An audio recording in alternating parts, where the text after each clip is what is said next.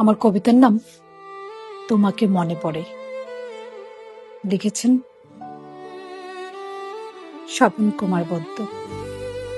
কণ্ঠে আমি স্বপ্না বেগম। নির্জনতার কান্নায় তোমাকে মনে পড়ে, মনে পড়ে প্রকৃতির মূল মায়ায়, মনে পড়ে মেঘলা দিনের বর্ষা স্নাত ঘাসে, একাকী হাঁটতে গিয়ে বিকেলের চত্বরে তোমাকে মনে পড়ে, মনে পড়ে তোমাকে কাঁঠালি চাপার কচি গ্রানে, নীলগিরি পাহাড় চূড়ায় মেঘের কুণ্ডলিতে তোমাকে মনে পড়ে, মনে পড়ে কবিতায় এক আকাশ শূন্যতার বুকে তোমাকে মনে পড়ে, গ্রাম্য বালিকার চাহনিতে মনে পড়ে তোমাকে, তোমাকে মনে পড়ে শীতের তীব্রতায়, রুদ্রের ছাউনির নিচে মনে পড়ে তোমাকে,